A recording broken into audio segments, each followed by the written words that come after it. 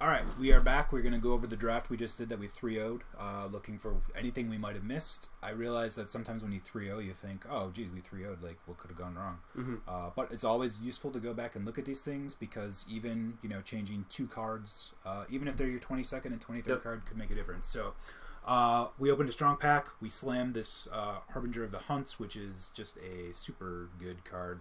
Can Earthquake, kill all the ground creatures, kill all the flying creatures. It's a 5/3 flyer for 5 on its own. It's just a beast.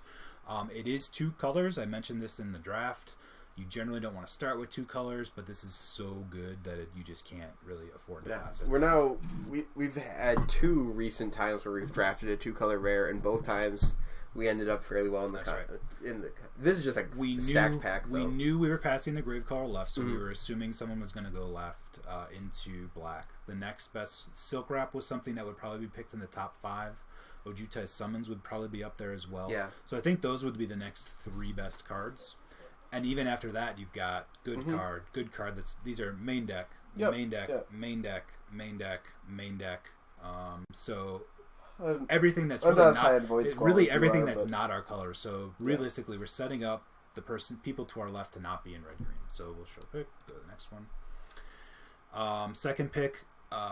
Here we see choices between the Beastbreaker, Berserker, and Behemoth. Behemoth is such a stud, especially with like Tail Slash, which we ended up with some.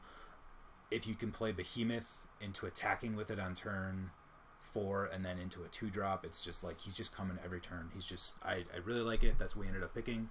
We pick no controversial picks so far. Yeah. Unfortunately, we are pushing these left, but hopefully it's not too much of a sign. There might have been a slight argument for the Beastbreaker, just that it's not. I think it's a small step below the Behemoth, but it's green. Which when you pick a first pick 2-color card, sometimes having green so that you can splash it is better. But I think I still stand by this pick. Okay. And then we hit a Tail Slash, which works beautifully with our first 2. So I think this is an easy slam, even though, again, Fodder is not a card we really wanted in our deck because of the Harbinger. The fact that it could just deal 1 damage to everything for 3 just wipes out our tokens, so not great for us. Tail Slash is probably like over Sarkhan's Rage with the Behemoth and the Harbinger, the red common we want most, and we hit it here. Yep. Passing another green card as well. Yes, and I was seeing that as maybe blue was open. And here we hit Outrider here, which is, again, premium red common. Works well with our first 2, works well with our first 3, Tail Slash, etc. Okay stuff here. I'd run a Tormenting Voice main, playable, sideboard, playable, but nothing. This is the best card in the pack. Yep. Yeah. I have an affinity for this card, so I think I immediately honed in on it.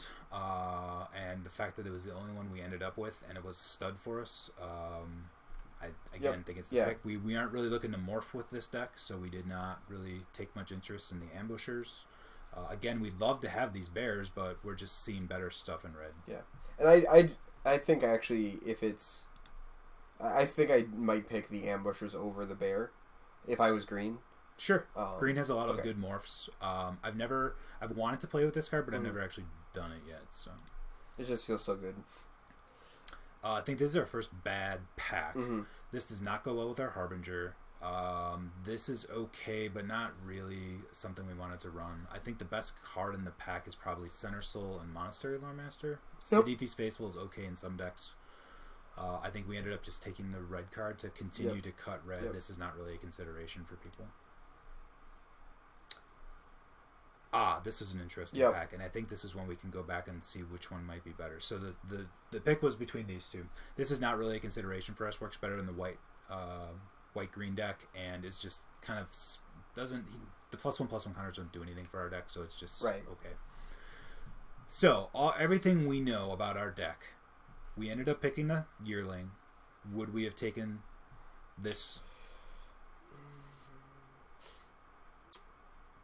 Probably not. I think the Yearling was a better. I agree. I think there were times where we actually had this on the ground, and we either It just stabilized us for a turn or two, or traded with something, or traded for a trick that would have gotten one of our better creatures later. I think we did get an inordinate amount, or we got less 2 and 3 drops than you typically get in red green. I agree. So I think that it ended up, in hindsight, the Yearling was definitely the pick. In other decks, this could have been the exactly. pick. Yep. So we ended up making the right pick by being lucky, essentially. Exactly. We ended up needing the 3 drop over the 6. Krotik ended up being awesome for us a couple times. I like we slam it here over the Strider. Again, not a combo with the Harbinger, which you want to be conscious. People say, well, it's just 1 card in your deck. Do you really need to plan around it? And the answer is yes. You don't want to. You don't want to set up a situation where this can win you the game, except you have to ping everything for 1, and then it dies, and you can't win the game. Yeah. So. And I think that's much better in a deck where you can do things with the Strider. So that's right. And even bolster, unless you're bolstering big, isn't good enough. Yep, you need or stuff Tagma's Strike. Exactly. Whatever, Yep. So we get the Krotik here. I actually think we do. I think we cut the Void Squall here as just the best card. None of these are that playable. We don't want a second one of these. Center Soul's decent. We're trying to go big over it. I probably tried to talk you into Sheltered Area. You probably did, but I just am not a fan of this card unless you're trying to do 3 color, and I was really trying to stay. Sure. I just like... And with this wheeling, the other thing is, like, we were not as much green at this point, so, like, going with, like, a big red deck and then just bouncing 2 of their creatures on back-to-back turns is actually a real thing. Yeah. So... I actually think it was a good hedge considering what was in the pack. And I think we grabbed Spellfist here for the same reason. Oh, no, you're right. The Monument, which ended up being a very good card for us. Yeah, because I think I was looking. I immediately saw this and said, "Oh, blue," and I think you said no, grab the Monument, which was the correct pick. Get another Krotik here, which again ended up being awesome for us. So, Frank was saying that he saw pack 1 as signaling that white is open. And even looking back, I don't think it was. I mean, enduring victories. You're getting some middling white cards. There was the Center Soul, which is fine. Enduring Victory here, which is fine. But you only want 1 or 2 of those in your deck. So the fact that those are wheeling just means people don't want to play multiples. The Charger here over, middling white cards. They're okay. I even like Butcher's Glee over something. Oh yeah, me too. So I don't. Whites. Maybe we'll have to talk to him about. Get his thoughts on Enduring Victory, because that's the only... I like Enduring Victory as a one-of. It's just when you start playing multiples, your opponent can play around it, and you just tie up your mana and 5-mana removal spells. So, and I do like the champion pretty well, but 2 toughness on a 4-drop is rough in a morph set. So I think we slammed the Tail Slash here. Again, perfect for our deck. This is the kind of stuff we want to see. Yep. Take the Rage here. Yeah. You argued for the Seismic Rupture. I did. And I think that the Rage is the right call. I just like to look for cards that are particularly good or bad in a given deck. Sure. And I think that our deck was shaping up to be like, we didn't have a lot of 2 and 3 drops, and the ones that we did have were either stuff that we could morph later or we could hold and then rupture. I think that it's a sideboard card, but sometimes I like having a really good sideboard card over a mediocre card. That being said, Sargon's Rage is not a mediocre card, so I think that the Rage was absolutely the right pick. I think I mentioned it when I drafted it. Sarkhan's Rage.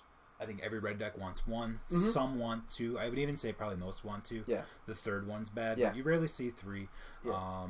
I think we ended up using it once as a finisher or something good. 5 damage to the face is at instant speed. It's just so. It's just It kills most things, and then sometimes most things includes the enemy player. So I think we grabbed the 2-drop here because we needed 2 drops. And our options were 2-drop, 3-drop, awkward casting 2-drop. I definitely think the Scale Guard was... Frank called it a trap, and I think he was absolutely right on that. So, and one of the things you'll learn, I've learned over time, is like, when you're a newer player, I think the draw is, I'm red-green, here's a 2/3, I already have a dragon, I could play a 2-mana 3/4, and it just sucks you in. Yep. And, whereas as you mature as a Magic player, learn more about the game, understand what your deck is trying to do, 2/3 is better than a 2/1, but this is the card we needed, and it helped us a couple times just trade off some early creatures and get a little bit of extra damage in. Here's the example of the Evolving Wilds. So here, this would be great in one of these other packs. You know, not this one, but some of those other ones where they're just dead packs. And instead, there's there's realistically there's 1, 2, 3. There's 3 or 4 cards here that we'd take over it because we're already in those colors. Yeah, and I think in a typical draft. So where's Evolving Wilds? Yeah, where's this would be the perfect pack for it, right? We could just slam an Evolving Wilds right here because there's nothing for us. I don't even know what do we take the Pinion Feast, which we boarded in once to great effect. But it's sideboard card. And here's another weak pack. So again, where's that Evolving Wilds? It'd be great here. Do we take the Vial? Yep, we take the Vial because again, short on early drops. So this is something we can either main deck or board into if we need the 2. Man, I was just thinking that Anafenza, when he played it on turn 2, what a savage curve that was. Yeah. Oh yeah, that was. Holy God. That was we boarded into the Vial. If you watch, go back to match 3 if you're watching this and haven't watched match 3, and our opponent curves Anafenza on 2 into 3-drop, 4-drop, the bolster 1, give all your guys +1, essentially overrun. Yeah. What a savage beat. So, and this, if we're looking at white being open, white is definitely flowing more this way. Yeah, but even then, I'm not seeing pacifisms. I'm not seeing there is Sandstorms. Not Sandstorm. Myth Realism. I'm not seeing the 2/2 bolster for 3. There is an Echoes of the Kin Tree. Maybe that's what he was looking at. He has an irrational love of that card. I don't know. I think it's somebody else that has the irrational. So we grab the Elk Herd here, which is a perfect 5-drop in our deck. Lets us go over the top. I like running one of these. Multiples can get clunky, but we hit it. We got it when we need it. Very late Tail Slash, a reward for cutting red. Very interesting pick over the Glade Watch. I think 100% of the time you got to take this Tail Slash based on our deck. I'd love to have the Glade Watcher in another deck. So be it. But yeah, this is Ojutai Interceptor. Late. I would love to see. Late. I mean, these are all. These are playable cards, and look, we're at pick 7. So I would love to see the print rounds where Ojutai's Interceptor appears because I've gotten some really late Ojutai's Interceptors. Very nice Hardened Berserker here for us. Yep. We grab this, but we don't play it. I don't think we would have. I don't think there's a world where we run this. It's pretty niche. Like you. Actually, I think it's actually pretty good in like black green, where you can like make 2 things block and then coat into that. Yeah, and I think it's okay if you don't have other more consistent finishers. I think we take the Trick here, which I don't think we use that often, but it was always nice to have. And then here it wheeled anyway, so we got a chance to grab it.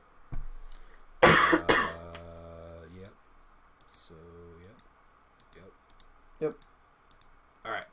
So then pack 3, we slam dunk. I'm over here looking through commons and uncommons, and Brian's like, Whisperwood Elemental. I'm like, oh, So we open up a Bomb Mythic. Is that in your cube? If you resolve this, no, but I do want to get it in my cube. I'll wait for the price to come down. Let's print it out from Magic Online, because we have a copy on there. Wouldn't that be awesome? It'd be awesome. It's a great cube card, too, and a really good 5-drop for green in cube. It actually makes cube a lot more fun because things start getting manifested and cube side. So slam dunk 5-drop. We obviously don't want 5-drops, but you can't. When you open this, you can't just be like, oh well, it's a 5-drop. Like no, you pick the Whisperwood Elemental and you'd be happy with it. Did we ever lose a game where we resolved Whisperwood Elemental? If they don't kill it right away, it's basically game. We grabbed the Fixing here in a weak pack, which ended up helping us a lot because it let us be a little more aggressive with our land counts, and I know we grabbed the Humble Defector, and again a weak pack. It's either Guide or Defector here.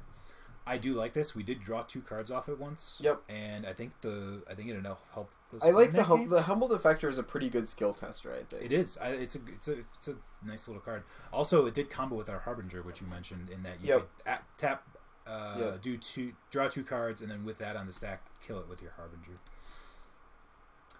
Our boy Heel Cutter. This is my favorite card. Like, if you cut red, or red's open being passed to you, like, this is the reward in pack 3 to me. Bathe in Dragonfires and Goblin Heel Cutters. Which we didn't get any bathes, but we didn't get any bathes. We had so many Tail Slashes. I think we grabbed Battle Rage here, which was another Studley card, premier card in our deck. And here we grabbed the Scout.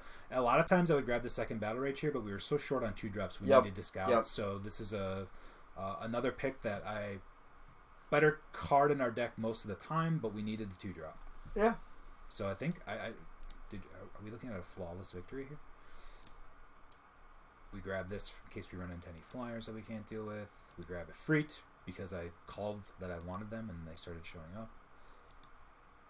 throw a Krushak for no reason. Another Ifrit. I think we ran both of them because we needed 2 We drops. Did, yeah. For those Not, that I mean, attention.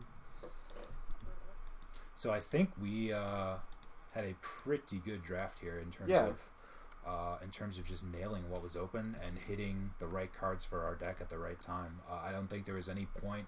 I think the closest pick we had here was the Savage Ventmaw or the Yearling, and this ended up being the right one. Again, we talked about it in other drafts. You maybe end up with some more 2/2s for 2, and you'd rather have the Ventmaw. But you just scroll up and look at what we had before that. Like, right. 5-drop, a 3-drop that has a cost to play. A 3, a 4, a 5, or a 4 on dash. We needed to start going lower at that point. Then we get a 3, a 3, and a 3. And these guys ended up being awesome with the Whisperwood Elemental, and I think someone did the reality shift into this one time too. No, he reality shifted a Crotek into another Crotek. right, yes. And it wasn't a. It wasn't it was the polymorph. It was the polymorph. It was the. That's gonna. I gotta watch that game again. Yeah, those are match 1. If you're watching this and haven't watched our matches, our opponent plays the 4-mana polymorph with rebound on us and just turns all of our creatures into just either as good or better creatures. It just does not work out well for it, and we're laughing the whole time like little children. Is that because you gotta have fun playing Magic, and I'm not wasn't the Rubbins, No. It's just you gotta have fun if you're playing Magic. I mean, we have bad things happen to us, and we don't always succeed in taking it well, but we try. You gotta learn to take it well. But and be then you get to take glee when things go nuts. When your opponent polymorphs your Crotek into a Crotek. So there's our draft recap. I think this was a pretty easy one. We went through, some of the other ones may be more interesting in the future, but we're going to try to do this after each time. And videos will be up. You'll be, obviously, if you're not watching this on the stream, you'll be watching the video on YouTube. Feel free to leave comments, email us. We try to be as active as possible on Twitter, YouTube, and on our email account. So do feel free to contact us. We'd love to hear from some people. Mostly our friends just watch now, but we wouldn't mind trying to build a fan base out there. I think we're pretty good players. I think we're pretty entertaining most of the time, and I think even though we're not pro players grinding GPs for pro points and stuff like that, I think we bring a unique perspective that maybe they don't always bring, and maybe have a little more fun than they do sometimes. So, thanks for watching, and we'll see you next Monday. See ya.